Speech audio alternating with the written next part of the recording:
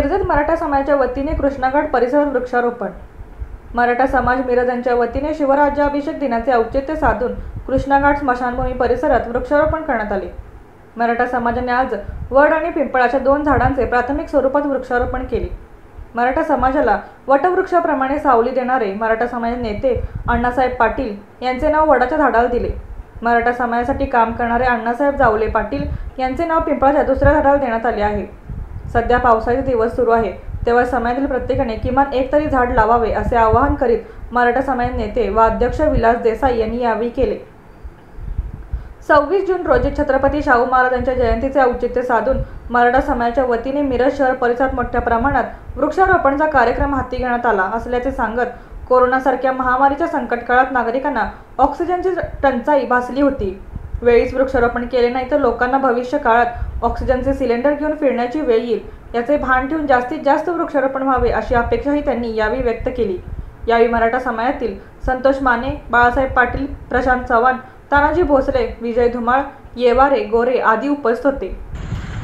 आज छत्रपती शिवाजी महाराज राज्याभिषेक दिन या दिनाचं औचित्य साधून मराठा समाज मिरज यांच्या वतीनं आज कृष्णाघाट स्मशानभूमी या ठिकाणी वृक्षारोपण करण्यात आलेलं आहे। या ठिकाणी आज फक्त प्रातिनिधिक स्वरूपात 2 झाडं आम्ही लावलेले आहेत आणि हे झाडंसुद्धा आज या झाडांनासुद्धा आम्ही एक पिंपळ आणि एक वडाचं झाड आहे। तर मराठा समाजाला वटवृक्षाप्रमाणे सावली देणारे आमचे मराठा समाजाचे नेते कैलासवासी अण्णासाहेब पाटील यांचं नाव आम्ही या वडाच्या झाडाला देत आहोत आणि पिंपळाचं झाड जे लावलेलं आहे या ठिकाणी त्यांच्याप्रमाणेच मराठा समाजासाठी कार्य करणारे अण्णासाहेब जावळे पाटील यांचं नाव आणि त्यांच्या या दोघांच्या स्मृतीप्रित्यर्थ या ठिकाणी आज 2 झाडं आम्ही लावलेले आहेत आणि पुन्हा येणाऱ्या शाहू जयंती 26 जूनला जी शाहू जयंती आहे या दिनाचं औचित्य साधून आम्ही मिरज शहरामध्ये मोठ्या प्रमाणात वृक्षारोपणाचा उपक्रम आम्ही हाती घेतो।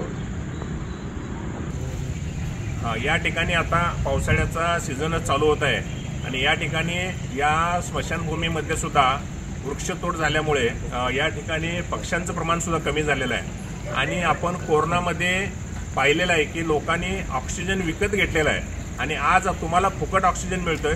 यासाठी आम्ही तुम्हाला आवाहन करतो की प्रत्येकाने एक झाड लावा, नाहीतर उद्याच्या भविष्यामध्ये तुम्हाला ऑक्सिजन सिलेंडर घेऊन फिरायची पाळी येईल, इतकी भयानक परिस्थिती होणार आहे। या 2-3 महिन्यामध्ये आम्ही असे बरेचसे उपक्रम मराठा समाज, मराठा क्रांती मोर्चा, मराठा महासंघ या सर्व सामाजिक संघटना, महापालिका आहे आमच्याबरोबर, PWD आहे, या सर्व सामाजिक संघटना शासकीय यंत्रणांना हाताशी धरून या पावसाळ्यामध्ये प्रचंड प्रमाणात वृक्षारोपण करण्याचं आमचं नियोजन आहे। धन्यवाद।